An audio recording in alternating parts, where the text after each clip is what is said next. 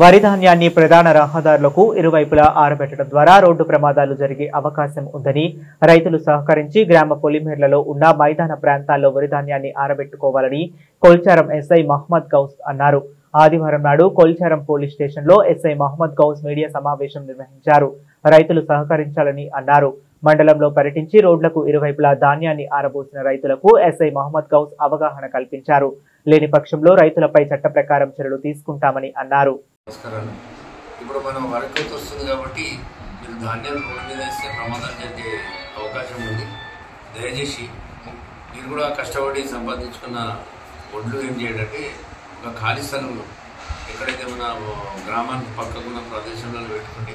ఎందుకంటే ఈ highway road ఉంది, రాకపోకలకు ఇబ్బంది అవుతుంది. అదేవిధంగా ఏదైనా ప్రమాదం జరిగితే వాళ్ళ కుటుంబం ప్రాబ్లంలో వస్తుంది. కాబట్టి దయచేసి మీరు ఎక్కడన్నా మన ఏడుపల్లి ఇప్పుడు చాలా స్థలం ఉన్నది, అప్పాజిపల్లి మొత్తం చెట్టుపల్లిలో ఆ గ్రౌండ్లో అందరు వేసుకోండి.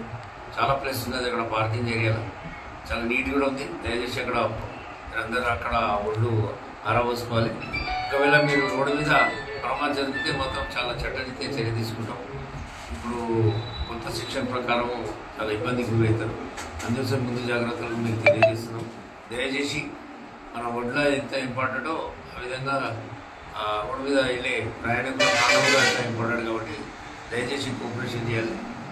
ఈ విషయం అందరికీ తెలియజేస్తున్నాం. మేము కూడా చట్టరీత్యా చర్య తీసుకుంటామని ఈ సందర్భంగా తెలియజేస్తున్నాం. Thank you very much.